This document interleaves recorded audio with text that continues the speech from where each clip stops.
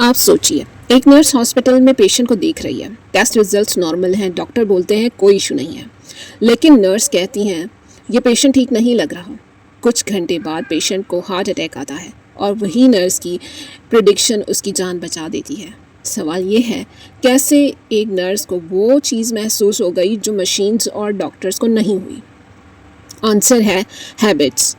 आपके दिमाग की वो एटॉमिक लर्निंग जो आप खुद नहीं समझ पाते, और इसी को समझाता है chapter 4 of atomic habits, the man who don't look right.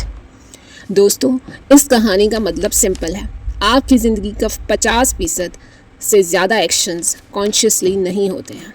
ये ऑटोमेटिक हैबिट्स और ब्रेन के शॉर्टकट्स होते हैं। जितना ज़्यादा आप ऑब्ज़र्व करते हो उतना ही आपका ब्रेन छोटी छोटी सिग्नल्स को पिक करता है और फिर एक दिन आपके सबकॉन्शियस को सिग्नल मिलता है कुछ सही नहीं लग रहा। यही है वो power of cues. James Clear कहते हैं कि हर हैबिट एक ही सिस्टम के थ्रू बनती है। क्यूज़ यानी इशारा, आपको एक सिग्नल मिलता है, एग्जाम्पल फ़ोन का वाइब्रेशन। क्रेविंग सेकंड सिग्नल है, जो उस सिग्नल का के बाद एक डिज़ायर होती है, एग्जाम्पल मैसेज देखने का मन। तीसरा रिस्पॉन्स, एग्जाम्पल फ़ोन उठाते हैं। रिवॉर्ड, आपको सुकून मिलता है, example dopamine hit and satisfaction. ये लूप ही आपकी हर हैबिट का इंजन है। आप सोचिए, अगर आप फ्रिज खोलते हैं, सामने कोक और चिप्स रखिए हैं, तो क्यों ये है। क्रेविंग आती है, खा लो, रिस्पॉन्स मिलता है, चिप्स खाया, रिवॉर्ड थोड़ा सुकून। लेकिन एक और एनवायरनमेंट इमेजिन कीजिए, फ्रिज खोलते हैं, सामने फ्रूट्स और सैलेड रखे हैं, ये क्यों है। क्रेविंग आती है, हेल्दी खाना, रिस्पॉन्स सैलेड खाया, रिवॉर्ड एनर्जी और प्राइड।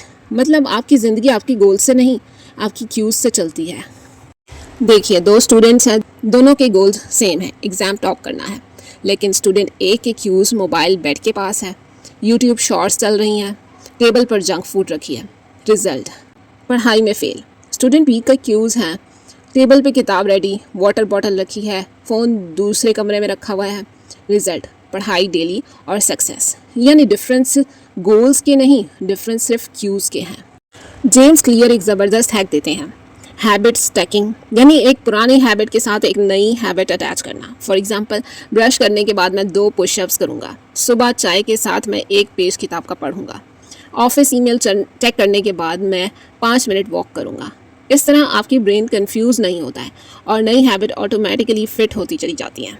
प्रॉब्लम ये है दोस्तों, हम अपनी ज़िंदगी को बदलने की सोचते ही नहीं हैं, लेकिन अपने इन्वायरमेंट चेंज करने से ही फ़र्क आता है। आप कहते हो मैं सोशल मीडिया कम यूज़ करूं, लेकिन आपका फ़ोन बेड के पास रखा है। आप कहते हो मैं किताबें ज़्यादा पढूं, और अगर किताब सामने रखी हो तो जाहिर है आप नेचुरली पढ़ोगे। जेम्स क्लियर कहते हैं, environment is the invisible hand that shapes human behaviour.